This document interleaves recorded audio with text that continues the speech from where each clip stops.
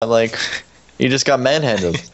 If he knows that he's going to do a build that's going to completely own his strategy, why would he not change his strategy? I don't know. Really don't know. I'd say do the introductions. In the upper left of Entombed Valley, we have our green Terran. He is down 0-1. His name is Dzerzshinsky. Lower left, we have Paperboat. He is a red Zerg this time. He showed us how you play a Speedling Muta opening. He showed us how to manhandle a Hellion Banshee 3cc double armory build with just fast Muta. It was a very nice build.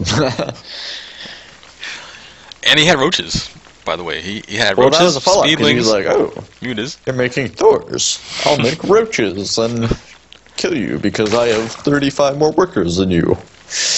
And it looks seamless. Like, he just, like, Paperboat made that look easy. Like, I'm sorry to say, but that was just... That did, well, at the risk of being mean, when you're in that situation, it is easy.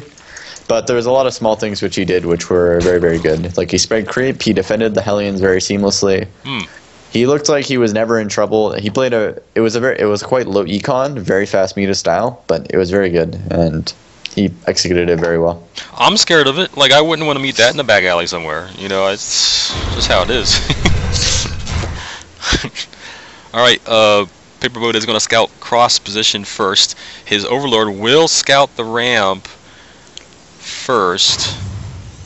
Meanwhile, in his base, he is does not have a pull down. His Overlord is here to watch over the natural hatchery. Meanwhile, we do have a gas down first for the Terran, so there's a difference. Well, it's gas after racks, one base gas. This is exactly why I drone scout. Well, one of the two reasons why I drone scout, and it's a little unfortunate for Red, that, for Paperboat, that he didn't scout him first, because he may just get to see it. He didn't complete the wall again. This is what he did last game, and so that's cute. He went to check for the Overlord and completes the wall. Oh, okay. Well, man, that drone was just a hair late. Well, he sees no expansion, and now he's gonna go back home and pull the bullets out of his skin. What I would like to see Dzerzshinsky do, which would be really cool, is if he sent his second Marine over to block the Overlord's path. Just to chase it away. Chase it away. Do it. It's not. If only he had map hacks. If only. Are you admitting to something? No, I'm just saying that because he went over and he saw the Overlord with his first worker after he built the barracks, and it would have been very cute if he went over with his Marine to deny like the site of there not being a natural. Well, he took his Overlord in. He does see the gas, and now I think he can assume that. Did he see the factory? No, but he can assume from the amount of gas mined, he probably assumes that there's a factory. Just because what else would you want that gas for? Yep. Alright, so we're definitely going to have Hellions again. The green is stuck on making this Hellion first build here. He will do that again. Main base of the Zerg player, he does have his pull down. He doesn't have any gases in his main. He doesn't have any gases in his natural yet. Although he does have, what is that? 2 queens. And a spine crawler goes down in front of his natural. This looks like the same build. I would expect him to take his third soon. And probably go speed then layer. Because I'm pretty sure that's what he did last time. So. Yep, you're right. He puts down the gas at each base. Same build. Alright, same build again. Let's see how effective Mr. Dzerzshinsky can be with his Hellions this time if he doesn't like forget that they're out in the middle of the map.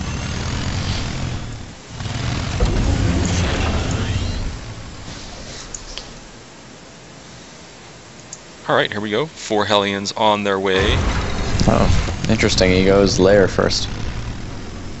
I mean, yeah, I wonder if he did that last time. I'm gonna look at the replay later. Alright, well anyways, the Hellions are at the bottom of the ramp here. Gonna surround the Queen, not even attack the Queen, just gonna run right by. This is such a coin flip. Why would you do this? You're a better player than this. Why would you run in like this? Oh, he goes into the main base and it starts attacking drones. Oh, come on. This is gonna turn out... Oh my god, this is doing so much damage. This should not do this so much. Poutine is having like a heart attack with this play, and meanwhile we just saw a bunch of drones get killed. In fact, there was 9 drones killed there by those Hellions. The Queens were not there to protect the ramp. I don't think this was a good choice. Personally, I think that was a bad choice, because now Paperboat can go spread creep uninhibited, and as you can see, there's no more Hellions. So yeah, what the Green Terran is making now is he just made a command center. That's made. He made. Did he make anything else? What else did he? Where are his buildings at? Nowhere. He made an engineering bay this time. He's getting both gases at his natural. He has a bunker down. Cute. He's making blind turrets, just based on the fact that he saw the lair. Which I suppose is smart, since he saw that the guy, he saw that his opponent went fast me in the last game, so there's no reason to think that he won't do the same thing again when he's doing seemingly identical build. Changeling is down, and SCV takes it out as it walks into the mineral line at the main. What's going on in the back of the base here? 2 armories again, so double armory yet again. Is he going to make a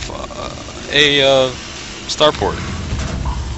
Nope, he's going to make another factory on the reactor very soon. Alright, another factory on its way.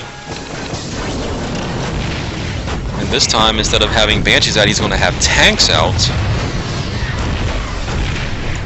He has 2 right now. I think his plan is to just turtle. I think that's his plan. He's going to say, hey, I'm Master Roshi and I'm going to turtle.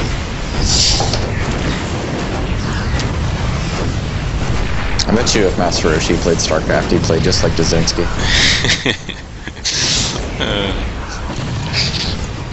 We are used to seeing this type of play in the Platinum Unders.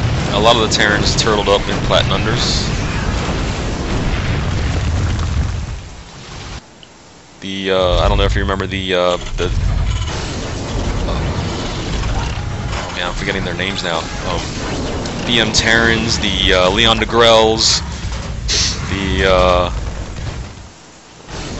oh, here come the Mutas. Mutas are now here at the base of the Terran. Finish turret, finish. Yeah. I think it's satisfying for a turret to like lay into some Mutas. It's just the way I feel. It just looks satisfying to me. Meanwhile, the Mutas are going to Thor out, so that's pretty cool. There we go. Thor is out. He will be able to attack the Mutas now and scare them off a little bit. I'm not sure why he's bringing the tanks along. Oh, okay, he's going to siege up his tanks right here in the choke area.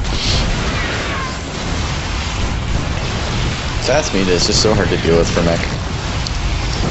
You can see that even though he's doing significantly better than last game, it's just he's already like way behind.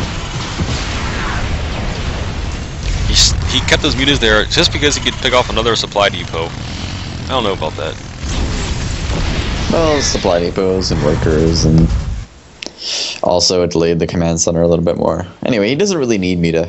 Like, as you can see, his plan isn't to go Mita, it's to go Ling Infestor. He just wants to get Mitas just to do that little attack. Yeah, you're right. What is it? Pathogen Glands is almost done. He has melee attacks level 1 almost done. Again, the Terran's going vehicle weapons levels. Obviously, he has Thors and tanks out, so you're going to do that. He's getting another turret down. What is this? Oh, we have another base here being made by the Zerg player, so that's going to be 1, 2, 3, 4 hatches for the Zerg. His creep spread is looking pretty good now. Yep. It's always easy to spread creep really well when your Mutas die. Because Mutas are so APM intensive units that it's like it's hard to find the time to spread creep when you're microing Mutas. But now no more Mutas. Hello creep. Yep. 11 worker kills there for the Zerg player. He does have an Overseer. Is that Overseer flying? Yes, it is. Overseer is flying again, and this time gets killed by the Marines that were in the bunker. It's just unfortunate that the Overseer flies over the bunker. The only units, except for the Thors, that could have shot it down. Well, we also have the Thors. And the SCVs, which can build turrets. You know, maybe if the Overseer stopped, you can build turrets under the Overseer. So I've watched some different streams of the different Zerg players, and I've seen a couple of Zerg players who just get annoyed when the Terran scans the creep, or like when they just scan over the different areas of the creep and stuff. Like I've seen this one Zerg just every time it happened, he just got mad. Are you that type of Zerg? No, I don't really care. If you want to waste scan energy, I don't really care. All right. So that is an astoundingly fast Greater Spire. I've been looking at that for the last few seconds.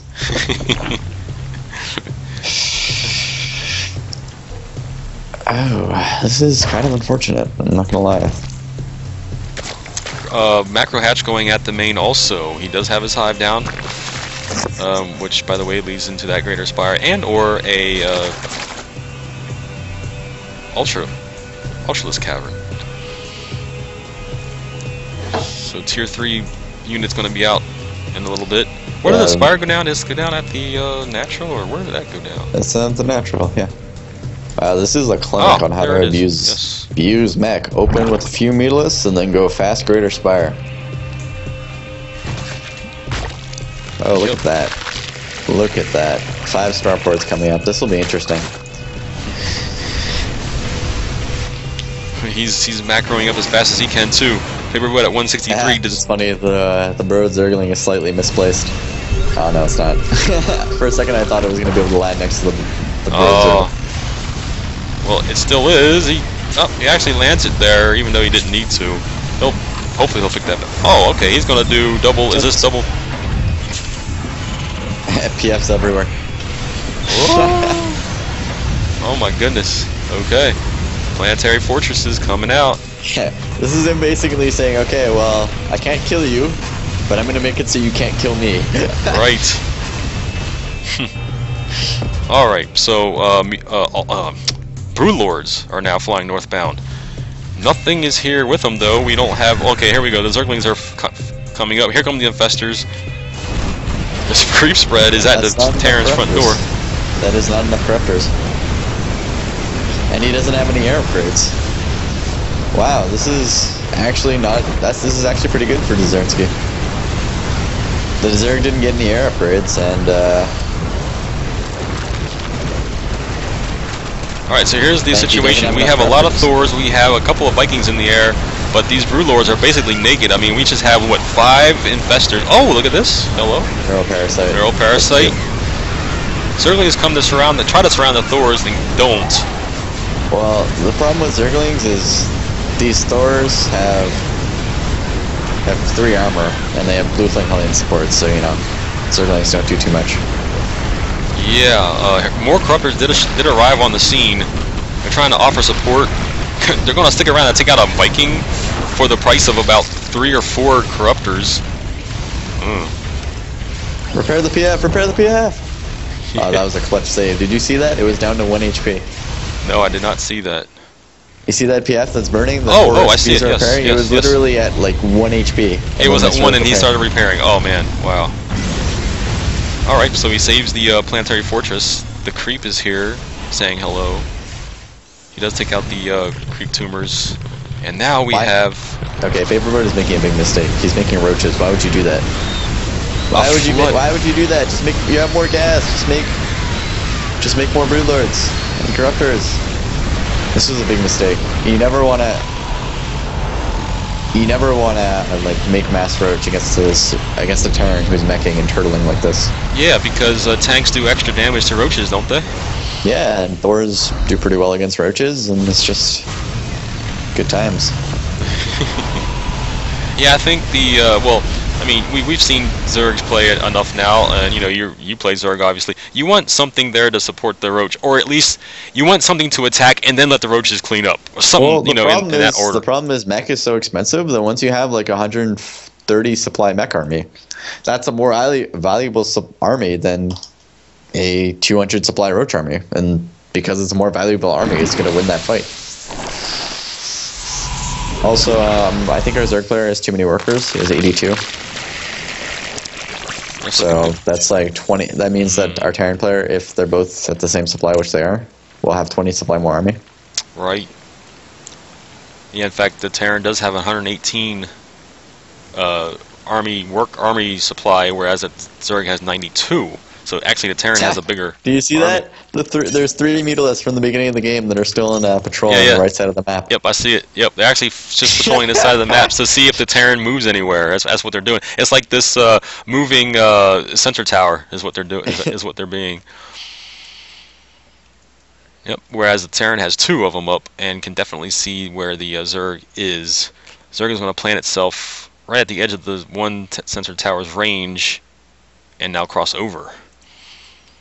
Our Zerg player is getting air attack upgrades, which is a mistake, because if you look, Thor's hit 4 times with their air attack. So if you get carapace on the Broodlords, it benefits them so much more than the attack. Just because Broodlords shoot slowly, so the attack doesn't help that much, because they're a high strike damage. All right, Broodlords are now attacking this. What would you call this? The 4th base of the Terran. It is a planetary fortress. We have Vikings in the air going to try to take out some Broodlords. We have Cruppers trying to take out the Vikings. Ravens. Secret missiles on the Corruptors. Oh, secret missiles on the Corruptors. Ooh, Wow. nice hits there. Wow, this is... I think Dzerzshinsky is doing really well. I think that He's stepping up this game, man. Paperboat is getting the wrong upgrades. He's not getting air carapace. It's really... And you need some queens and stuff in there to transfuse.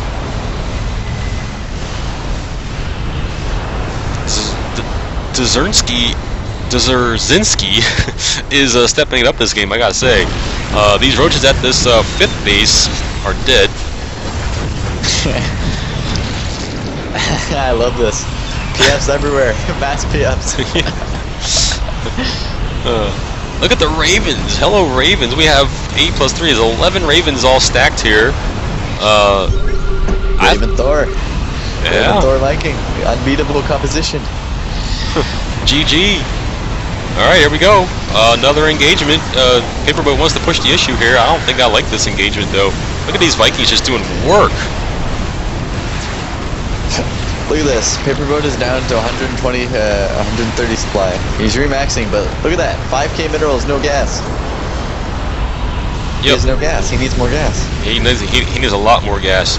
The problem is, throughout all this, he's losing all his gas units, and Dzerzshinsky is just not losing anything. Yep. Look at the units lost. Look at this. Look at the units lost. Yep, units kill 136 to 55, and according to Control R, we have 31 workers killed by Zerg, only 9 workers killed by the Terran player. Yeah, but no, look at the units lost. These, our red Zerg has lost 25k, where our green Terran has only lost 8.4k.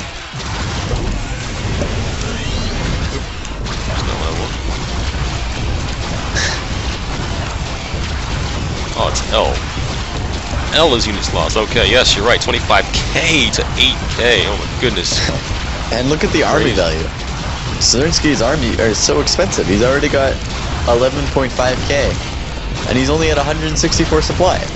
Did you know that a maxed out army of like Marines and Roaches, or like Marines or Roaches, you know, like 50 bucks a unit space, only gets you 8k worth of army?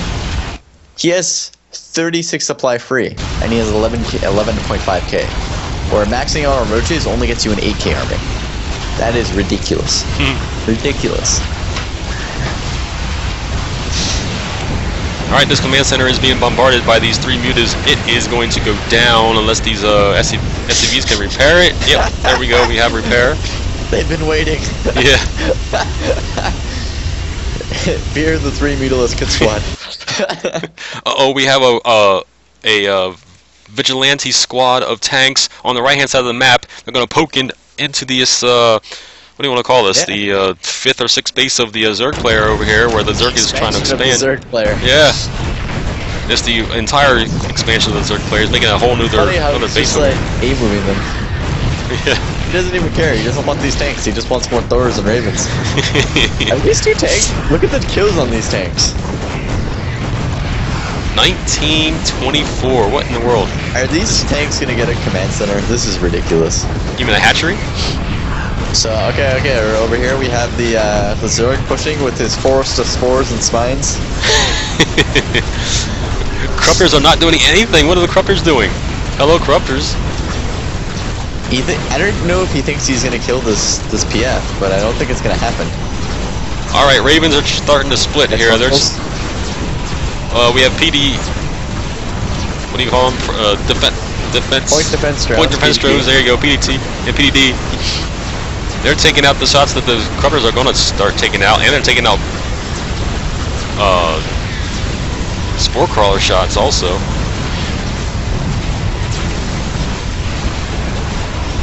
So those 3 tanks, those 2 tanks took out the hatchery? The hatchery, yeah.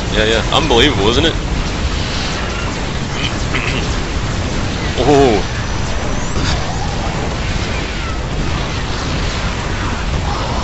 Interesting battle going on here. We've seen some PDDs, we've seen some Hunter-Seeker missiles. And by all indications, our Green Terran is winning. 139 to 112 supply here. That girl parasited Thor, killing his brother. That's one of the slowest engagements you'll ever see from a Zerg Terran, is that kind of engagement there. We gotta wait for the PDTs and all the Hunter-Seeker missiles to come out. And you have Broodlords who aren't very fast, so yeah, very slow. And look at this, equal supply, but Zerg's broke. And our Terran player, he has 2.5k gas. That is ridiculous. That is a lot of Ravens, my friend. A lot.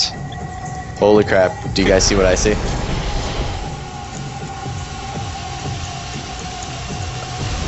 Please tell me you see this. Where do you see it? Where is it? We have some cattle bruisers joining the fleet. Oh, hello, battle cruisers. I'm gonna watch your view here for a second. See what you're looking at. Those 2 tanks were killed. I believe. Were they killed eventually? Finally? I think so. I think they almost took down another hatchery, though. You see there's one that's fairly weak down there. Oh my goodness. So they went up here, the Zerglings came over to take them out.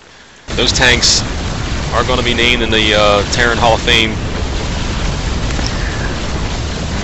Alright, this planetary fortress is slowly being whittled down here, but it's being repaired by some SCBs. More Seeker missiles. Seeker missiles going down. Boom! That was nice. Oh! Right in the middle, right as the Broodlords and the Corruptors, yeah. Right as they were clumping up, the Seeker missile hit. I love this. You look at the kills on like all of the Terran's units in comparison to the kills on all of the Zerg's units. His army is doing work. This is what you call work, man. They're earning everything they were made for. I think our Green Terran's plan isn't so much to kill the Zerg as to just wait. Just sit here. Just sit here and be like, yep, can't kill me. Yep. But here's a question. When do you direct your attention away from this area of the map and go for his main or something, or go for some buildings? As a Terran? Yeah, no, as a Zerg. Like, why do you sit here and attack his army? Why not just go and attack some of the bases that are not mining anymore, like his production facilities and stuff like that? Well, if you think about it, like why attack into things that can kill you? It's a very mobile army. Plus, he doesn't want to leave his static defenses, right?